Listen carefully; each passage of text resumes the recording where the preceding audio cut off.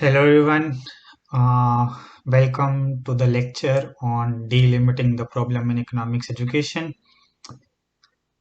I thank you all for starting to listen to this lecture, and I hope we will be staying together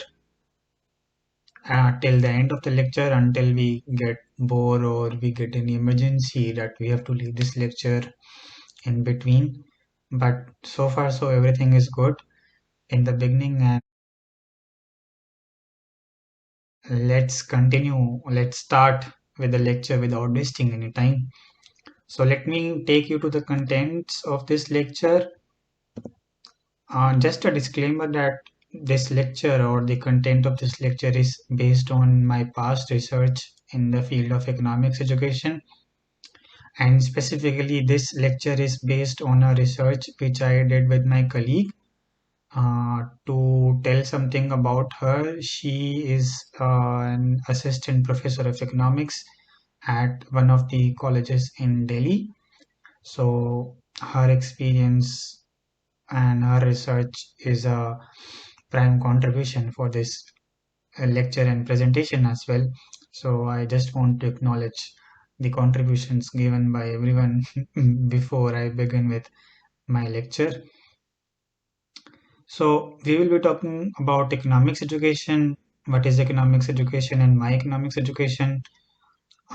We usually confuse economics education with economics of education. Economics of education deals with the application of concepts of economics in the field of education, school education, higher education, whereas economics education deals with how economics is taught at schools and colleges and universities. So we will be talking about the latter part, the economics education. Then we will see what is going wrong in economics education, which is the problem which we will be focusing upon. Then whether this problem is around the world or it is in India. Then we will be coming to the research which I just mentioned I did with my colleague and in a form of case study. And then we will be, and the rest of the lecture will be talking about that case study of research in universities in Delhi. At the end, we will be talking about what we learned from the research and what are the suggestions and way forward which we can offer to you as researchers and to professors who are in the field of economics, who are teaching economics. And we will end this lecture finally by telling you about the quiz, which will be derived from the content of this lecture, which you can participate in if you like to. It's not forcefully for everyone, of course. So let's begin with the first topic. What is economics? Now, economics has various definitions. So, in general terms, it is a science of studying human behavior and decision making by human beings. Now, the picture does not reflect the picture of economics. The picture on the right hand side, which is a currency note, basically money, does not reflect what is economics. It is basically a misconception that economics is only about money, but it is not so. And that is why I purposefully put this picture here to let you know that money is not economics and vice versa. Also, economics tells us about the daily choices which human beings make. So economics is about analyzing and understanding the daily choices which we human beings make in our life, and we try to understand and analyze how close human beings are to rationality while when it comes to decision making. Now, an irony in economics education, and especially what I noted in India, is that economics as a discipline is taught as a scientific discipline, that economics is a science and it is taught in this way. And I just mentioned it is a science, but if you see most of the undergraduate or postgraduate courses in economics in colleges or universities, bachelor's in economics or Masters of Arts in Economics come under the Faculty of Social Sciences, right? Comes under the Department of Social Sciences and Humanities. So we don't realize this irony, but it exists in India. So economics primarily is a social science subject, but it is offered to you as a scientific subject. And this thing has now become subconscious among professors and among students to accept economics as a science, even though it is both science and a social science. So this is one of the problems which economics education, especially in India, is facing currently. Then in school, if we have taken economics, we understand the three central questions which economics tries to find answer for, like what to produce, how to produce, and for whom to produce. So this is simply about economics, and I just presented one of the irony of economics education in India, if you think now is very funny and unique, right? Then economics education. Now in India and in all around the world, we see economics education starts with high school, especially in India. If you are in 11th and 12th standard and you take commerce or humanities, you start with the economic subjects, simple economic subjects. You study microeconomics, macroeconomics, Indian economy, statistics, right? And then you go to undergraduate level, you have bachelors of arts, bachelors of science and economics, and in postgraduate you have masters of arts or masters of science and economics. In masters, you generally tend to specialize in certain forms of economics, such as international trade or financial economics or development economics or urban development. Then you also have option to do PhD, which is Doctor of Philosophy in Economics, and you obviously tend to specialize in certain section of economics and not do it in general sense. In this lecture, we will be focusing about the undergraduate accept aspect of economics, because as you know, as a good researcher, we need to always narrow down at every step of our research. So we will be focusing about undergraduate economics education in future slides. So why economics education? Why not political science education? Why not philosophy education? Why not science education?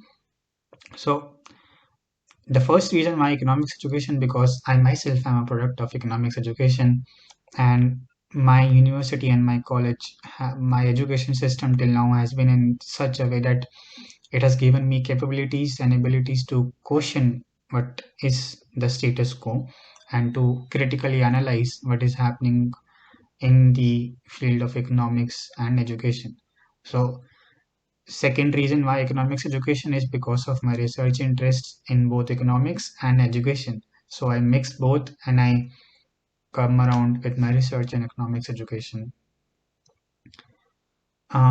Apart from my background and my research interest, the broader reason for why focusing on economics education is because the present students of economics will eventually become policymakers of the nation in future. For example, you see most of the economics graduate either go to corporate world or they go in public sector institutions, because recently the way you see state governments and central governments have been doing lateral entries for policy makers for the post of public policy and policy makers. So a lot of economic students go to the field of policy making, right? And that is why the way we are being taught impacts the way we work, right? It affects the way we work. The second reason is that economics education is important because now it has become the core of politics and democracy in every country. Now, today, elections are won or lost on the issues of economic development and economic growth. You saw in 2014, the current ruling party, the current government came on the promise of economic development and economic growth, right? And you see how today's geopolitics is now transformed into geoeconomics or economic diplomacy. Now it's no more about uh, military escalation or military war, but it is about economic competition and economic might of a country. Then economics, the way you are teaching economics also impacts the way we approach to the critical issues which the globe is facing right now. For example, climate change and gender inequality, income inequality, and wealth inequality. Right? And we'll see how certain type of economics education impact our approach towards these global issues in different ways. So this is one of the examples of why economics education is necessary, especially for healthy politics and healthy democracy. This is the quote by one of the politicians in America who was also the former president. He said that every American should have above average income, and my administration is going to see they get it. Now, I mean, I expect my students to be a rational person and they have minimum knowledge of statistics. Now you can see that how can every individual in any country can have above average income. So I mean, I don't know how to explain it, but you see every if in a country you have 100 citizens and how everyone can have the income which is above the mean or average of everyone's income in that country of 100 citizens. So this is how economics education is important, so that politicians cannot fool you out of such, I mean, lame statements, right? So what is going wrong? Something is going wrong. That is why I am coming to you and giving this lecture, right? I'm not, you are not, we are not wasting each other's time when there is no problem around the world. If everything is going fine, then I don't need anything to talk about, because if everything is going good, then you are enjoying it, right? The reason I was not enjoying my economics education because I knew something was going wrong, and then I focused upon one of the few problems. So, economics as a discipline is multidisciplinary in nature. So, as I mentioned before, it is both social science and science. But the way economics is taught is mostly a scientific subject. So, this transmission from social science subject to a scientific subject, this becomes an issue because economics as a subject is social science in nature, which integrates both science, social science, philosophy, and politics. But the way it is presented is only science, or it is the way it is mostly presented is scientific in nature. So this is the first problem. Now the second problem is that economics as a subject is also pluralist in nature. There are a lot of theories, there are a lot of methodologies ranging from Keynesian mercantilist to neoclassicals, to Keynesians, to Austrians, uh, to neoclassicals, to ordoliberalism. But the way economics is being taught is mostly singular in nature. So the transmission from of economics from pluralist to singular in nature is another problem which the economics education is facing currently around the world and also in India. Thirdly, sorry, the didactic framework of economics is forgetting the historical roots and failing to prioritize practical understanding. Now, economics as a subject again is taught as a scientific subject. It is taught as a quantitative subject.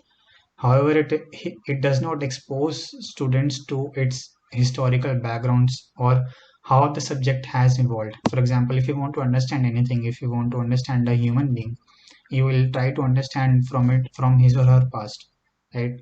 How he or she has been developing, or what is her past, which schooling where, and how she has done her schooling, or so if you want to understand, similarly, if you want to understand any discipline, you need to understand where it has come from, how it has evolved. And same thing goes for economics. But unfortunately, most of the program structures, even in India, ignores the history of economics as as a subject in its program structure.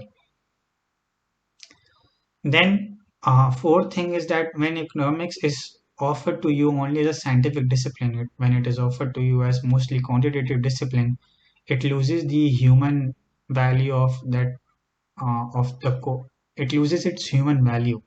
For example, if human beings are replaced by numbers and models, then the students does not sensitize themselves with the human emotions of that problem. For example, if poverty is being taught only in terms of numbers and modeling, then students are not able to sensitize themselves what is actually about living in a poverty. And this in turn impacts the policymakers. For example, policymakers then we often complain that policymakers just make policies and they don't know what is happening on the ground level. But the fact is that we are also being taught like this. We are not being taught by going on the ground level, but only by quantifying or modeling the particular problem, right? So this is what I was trying to say before, that the way you teach impacts how you implement it. So today students are taught just by sitting in classrooms by quantifying and modeling and not going on the ground level. Similarly, the policymakers of tomorrow will be only like this, and they have been in past like this, right? So, and these problems are not new, or they are not hidden from the economics academia.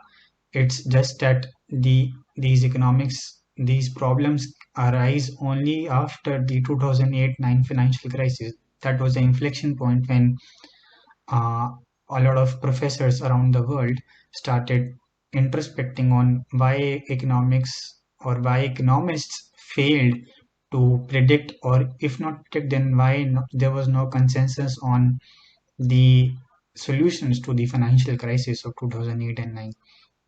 And since then there has been series of uh, organizations which have come up to pitch for changing the way economics is being taught in universities. Unfortunately, this trend is has not been was not transferred into India. A lot of professors and students were not aware about this growing revolution or rethinking of economics education until a few years back, and we will see how what is the current status of in India in terms of rethinking economics education. And this rethinking of economics education, given the current problems in economics education, was towards pluralizing the economics education, right? As I mentioned, the transmission from actual economics to what economics is being taught is different. So the attempt of some professors and organizations is now to pluralize economics education. And this pluralism in economics education is based on is of three types.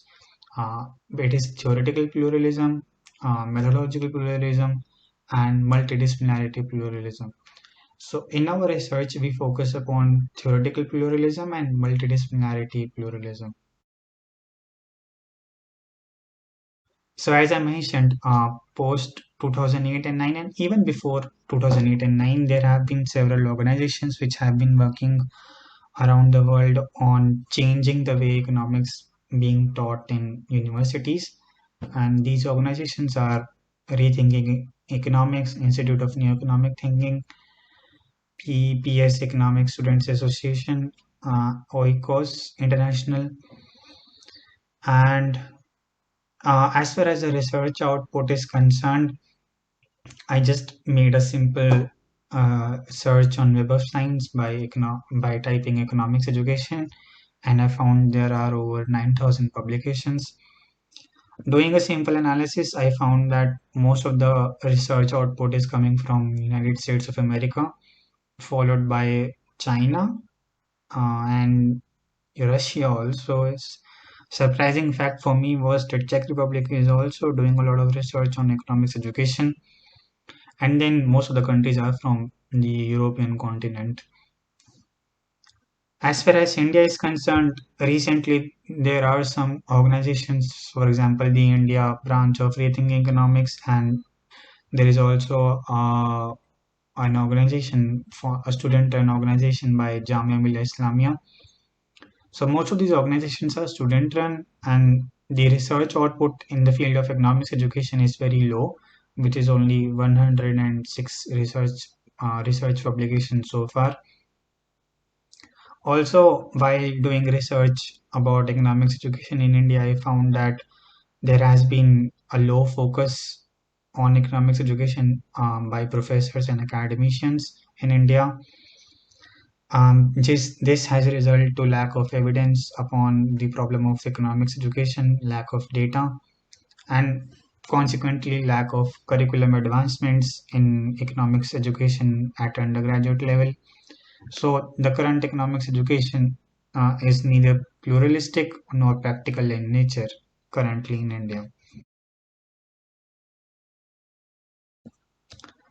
So coming on to the case study which we performed in Delhi. So in Delhi there are 23 universities in here, and out of those 23 universities, 12 universities offer economics education at undergraduate, postgraduate, and PhD level. Now, since as a good researcher, we need to narrow down to undergraduate economics education, we narrow down to six universities in India, in Delhi, which offers undergraduate economics education, which is Bachelor's of Arts in Economics. Then, out of those six universities, we were able to extract program structures of only four universities, namely Guru Gobind Singh Indraprastha University, Indira Gandhi National Open University, Jamia Millia Islamia Open University, and University of Delhi. Unfortunately, so as for doing research and finding something, we adopted a very robust methodology. The methodology which we adopted is curriculum studies. Therefore, which implies that our main primary source of data was the program structures which were available at the websites of those four respective universities. So our main idea was to extract the data from those program structures, the curriculums, and transfer the data from program structures to the rubric which we designed uh, on the basis of the past research which has been done all around the world.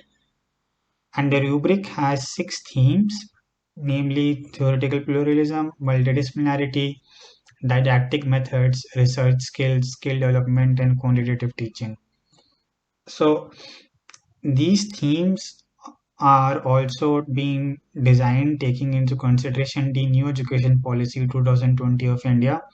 So, for example, new education policy of 2020 aspires to make multidisciplinary universities by a particular year. So, in every district in India, there has to be at least one multidisciplinary university. That is why we are taking multidisciplinarity as one of the themes to see whether economics education is actually multidisciplinary or not. For example, so in order to in order for universities to become multidisciplinary, their courses and program structures have to be multidisciplinary in nature. The second thing which new education policy takes into consideration is research skills. New education policy 2020 focuses upon the importance of research skills.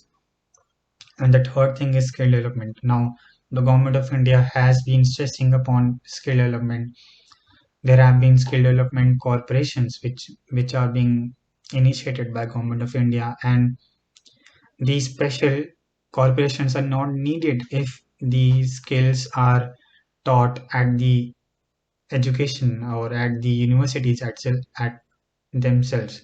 So that is why we have also taken skill development into consideration. Now, with every theme, there are certain courses, there are certain subjects which are being taught in the respective respective program structure. For example, uh, in quantitative teaching, we can say that a certain university, for example, Jamia Millia Islamia University is teaching mathematics for economics. So mathematics for economics comes under quantitative teaching, right? Or for example, the University of Delhi is teaching research methodology. It comes under um, research skills. Okay. For example, Indira Gandhi National University is teaching governance or economics of education. So it comes under the section of multidisciplinarity. Right. So courses taught in program structure of universities recorded under respective themes along with the credits of each course. So every course which is being taught at universities have credits, right? For example, econometrics, which comes under quantitative teaching, has a credit of 6. So 6 credits are recorded in quantitative teaching associated with econometrics, right? So each university gave data to each rubric. So for every university, we made one rubric and we recorded the credits associated with subjects under each theme. Okay. And then there was simple calculation. We calculated the total number of credits which the university offers in its undergraduate economics education. And then we divided each credit by the total credit and calculated the percentage, the credit weightage of each theme uh, in the rubric itself. And we will see how the data comes out in the final output. So this is how the data came out in the final output. The first finding about is program composition. So program composition is based upon the every theme which we are focusing upon except the didactic methods, of course. So as you can see in the 4 universities which offer undergraduate economics education, 55% of the credit weightage is given to theory. So 55% of the time is devoted to learning theory of economics, or 55% of the economic subjects are theoretical based. Then we can see 20% of the economics education is offered for quantitative teaching, and 20% of the economics education is offered in multidisciplinary education. So we can see that in undergraduate economics education, teaching theory is seems appropriate because when you are in undergraduate economics education, you are very new to the subject, you are very new to the field of economics, and therefore orienting students with the theoretical foundations is necessary. However, I see that it comes at a cost of uh, very less focus upon research skills and skill development. I feel research skill is important for to teach in economics education because economics as a subject is very research oriented. Of course, it is also we need practical understanding for it as well. So if we want to understand any subject practically, research is important for it, and very less focus have been put on research skills.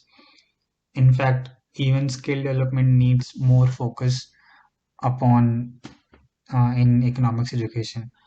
The issue which I witnessed is that in public universities, which all 4 universities are public universities, and in public universities, the economics curriculum is not rigorous enough as compared to private universities in India. So if you see the program structure of Symbiosis School of Economics or Ashoka University, it is nothing as compared to the program structure offered at public universities, which is in consideration here.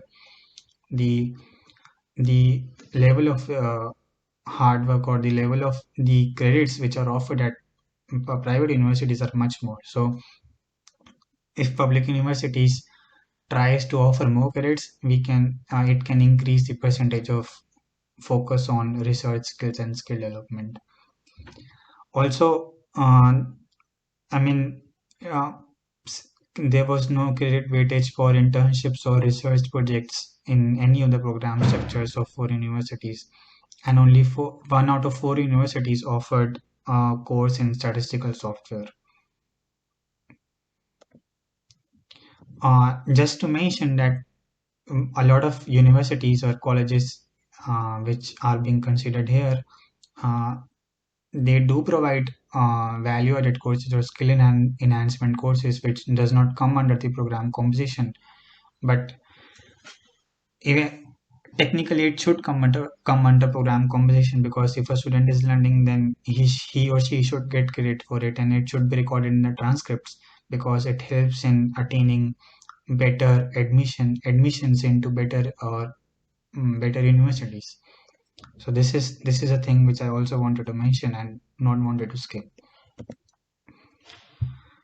The second finding is about theoretical pluralism. Now we saw that 55% of the economics education is focused upon theory. So let's see what comes under the theoretical part of economics education in Delhi. Now let me shift myself a little here to see. Okay, now I was actually hiding the most important finding of this research. So, coming on to the theoretical pluralism, now it is clearly visible that neoclassical is dominating the theoretical knowledge of economics education here. And this is one of the problems in economics education.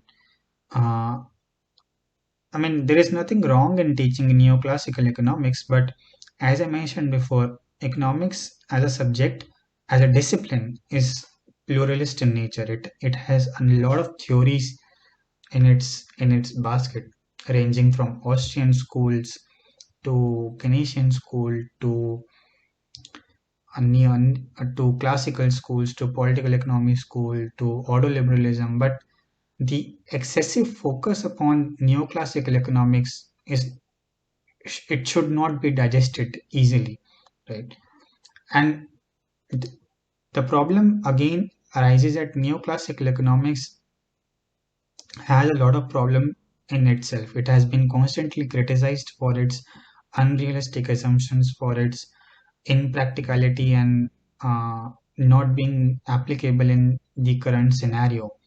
And a lot of policies of today, be it in India or all around the world, are actually influenced by neoclassical economics.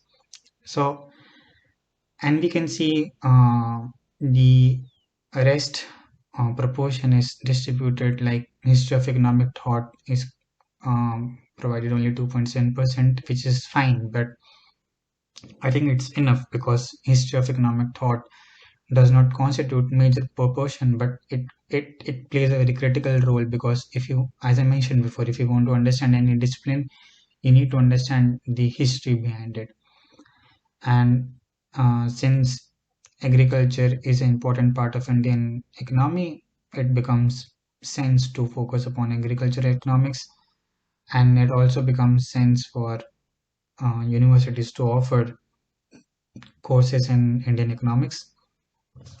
So the only critical thing or the criticism which we have here is about neoclassical economics, excessive focus upon neoclassical economics, and ignoring different school of thoughts. For example, in today's world, gender inequality and climate change are very critical issues, right? And if you continue teaching these topics with the sense of neoclassical economics, then we are not going to improve our situation very soon, or never actually, unless we introduce the theories like ecological economics or feminist economics. So these are the new schools which needs to be introduced.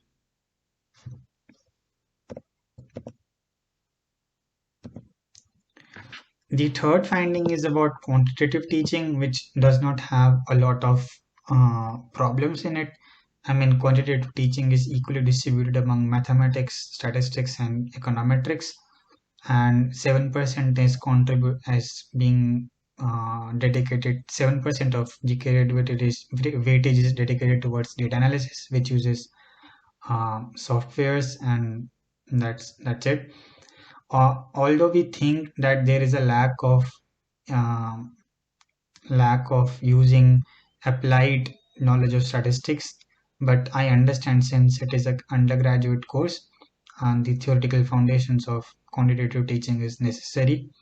But if students are taught also in terms of applying this statistical knowledge, it becomes more beneficial and makes them more employable in the job market just by doing bachelor's.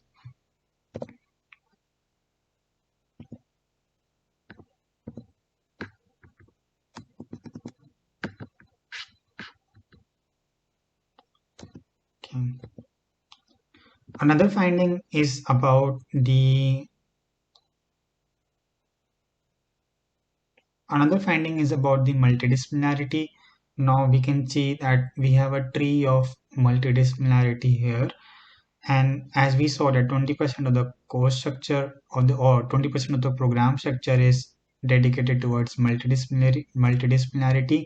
So we can see different universities offer different courses such as law, political economy, environmental science, sustainable development, economics of health and education, governance. And the interesting thing which we found in this research is about Indira Gandhi National Open University, which offered a range of multidisciplinary courses. It actually offered more courses than any other universities, which under our research is offering.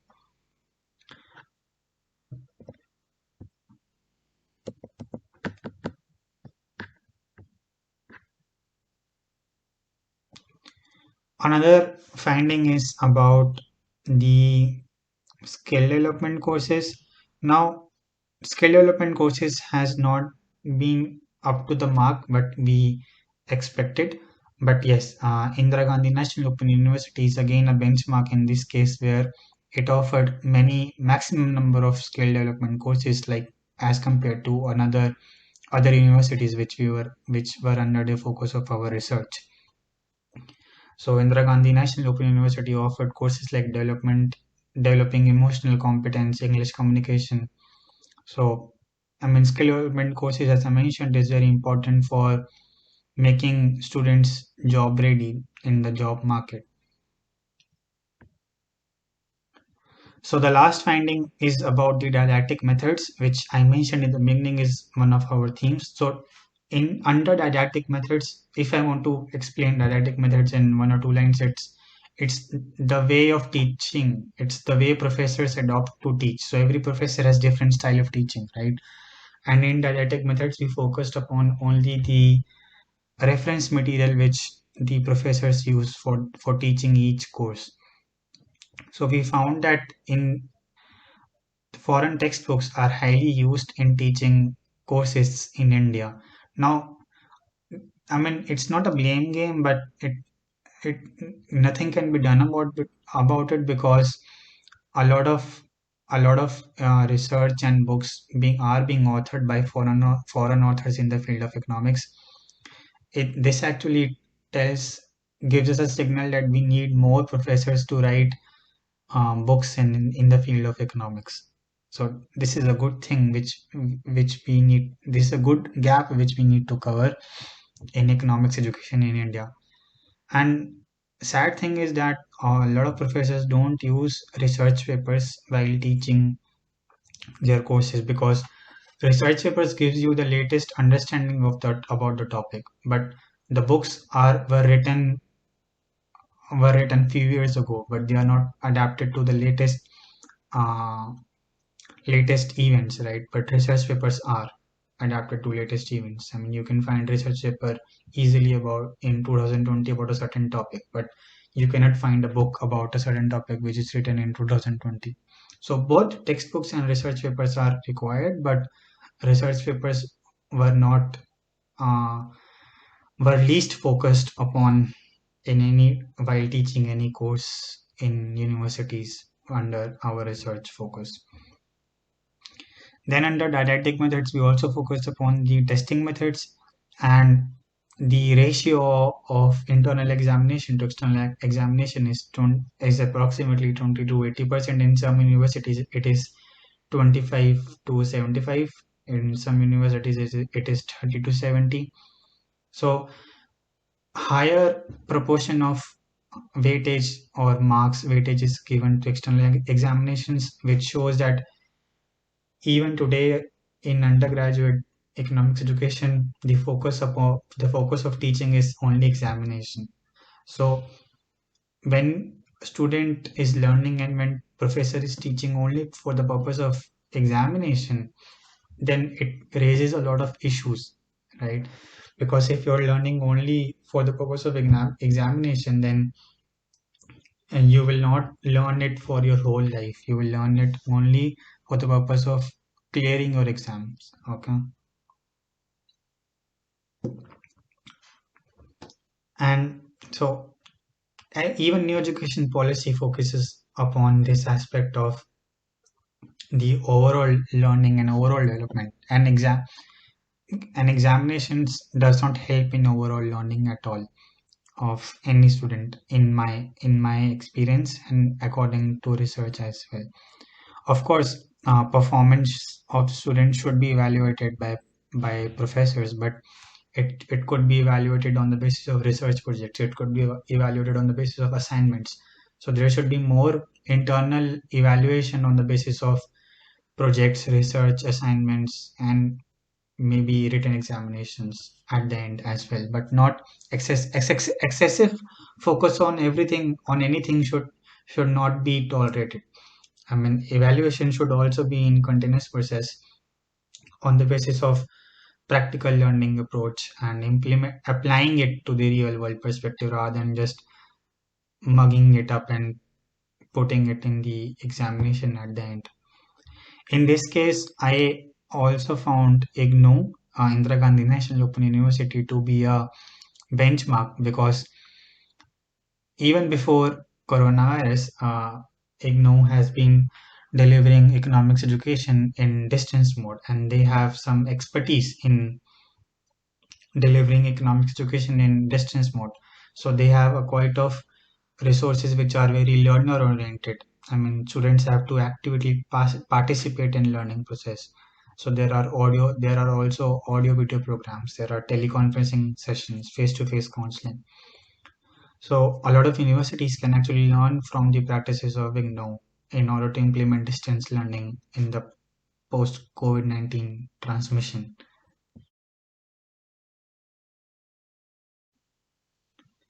Now, after these findings, it is time to reflect upon what we found in our research. So, the main objective of our research was not to find any solutions. The main perspective or the main focus of our research was problem delimitation. Now, if you want to find if you want to find the solution of any problem, you need to delimit, you need to define the problem well, right? And if you do the problem delimitation well, you actually find 50% of the solution. So this was the purpose of this research and this presentation to you guys, to delimit the problem of economics education in India or in Delhi, which our case study is focused upon. So what we found was that the current economics education ignores developing research skills among students. As we saw, only a minor percentage of credit weightage was given to research skills in program composition of these four universities. There are no courses like research methodology, research project, and dissertation. And this is despite the fact that University Grants Commission actually advises universities to adopt these subjects in their undergraduate economics education. So this is not something I'm demanding for myself. This is actually implemented in private universities, and it is actually advised by University Grants Commission. So I don't understand the reason why, if such courses can be offered by private universities and even few public universities in India and at undergraduate economics education, then why these universities are not offering these courses? Okay, so this is the question which we need the answer for future research. And as we also saw, there is no theoretical pluralism in economics education in these four universities. As 77% of the curriculum is focused on is dominated by neoclassical economics or neoclassical foundations. So as I mentioned before, most of the universities do not implement the undergraduate economic program structure prescribed by University Grants Commission. This is something very astonishing actually. Economics education does not sensitize students towards current issues such as climate change, gender inequality, as there are no related courses such as ecological economics and inequality of economics. So as I mentioned before, lack of theoretical pluralism and lack of multidisciplinarity means that there are no uh, courses which are being offered which talk about the current issues in which the world is facing right now. So if you're not teaching current issues which the world is facing right now in terms of courses, then how the students will be able to understand the current problems? How will they apply economic tools to solve the current problems which the world is facing right now? I mean, the role of education in any space, in any part of the world, is to make sure that students learn and they contribute something back to the society, right? So if students are not sensitized towards the current issues of this world, and I'm stressing upon it again and again because it is very critical and it is being ignored by our professors and academicians in India. If you're not sensitizing students, then how do you expect them to find solutions about it, right? So the role of professors and the role of education should be to sensitize students towards these current issues. And we can see that since there has been no focus upon research skills and a little focus upon skill development, the current economics education does not totally align with the new education policy. I will not say it is not completely aligned with, but the align the alignment needs more convergence right now.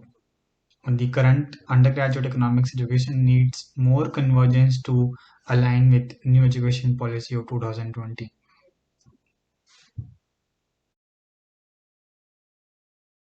So we are almost at the end of this lecture.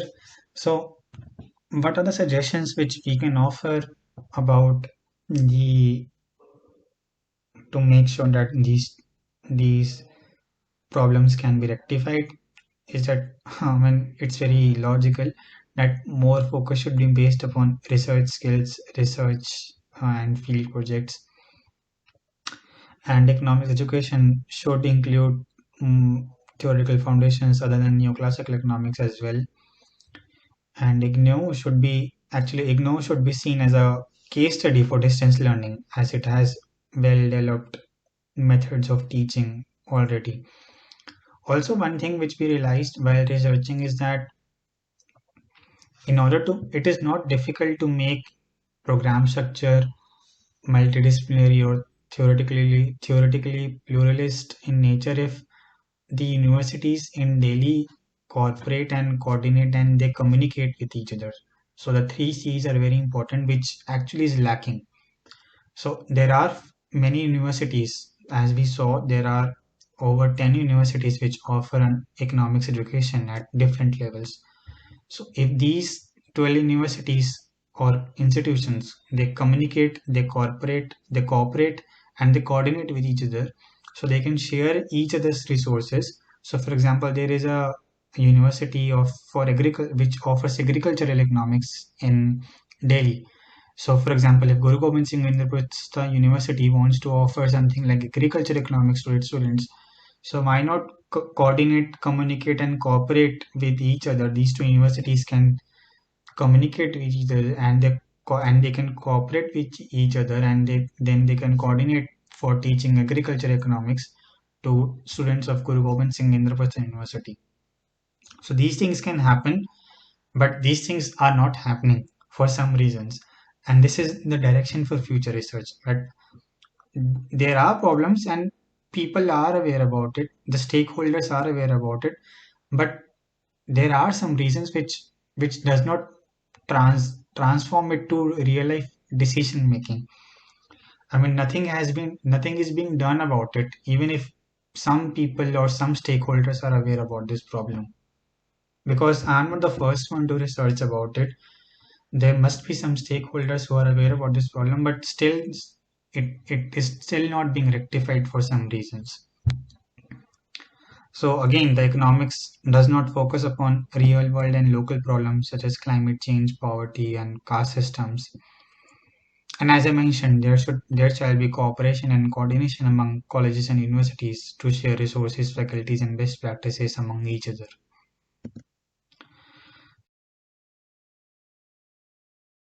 Now, at the end of this course, I have made a quiz for you guys, and this quiz is based upon the content of the lecture which I just presented, which we just discussed right now. I don't believe in the system of examinations, but this quiz is actually used um, from is this quiz is made by using a very interesting platform which I want you guys to be aware about. So it will be a very funny quiz. It will be a quiz in a very fun way, and no one will be judging you for this quiz because you can use your nicknames to enter the quiz. You don't have to type your real names in it. So yeah, I mean do the quiz. It's not compulsory, but you can do it to see the new platform which I you will be getting to know about. So thank you all for listening to me and for being part of this lecture. I think it's almost 1 hour, and I don't believe in teaching more than 1 hour at any given point of time. Sometimes I exceed for more than 1 hour.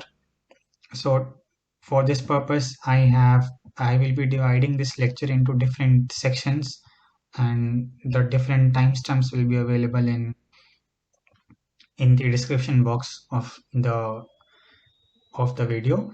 So thank you all for listening to me again, and I hope we will meet soon with another topic about a new issue or about a new interesting topic which you may not be aware about and you will be curious to know about.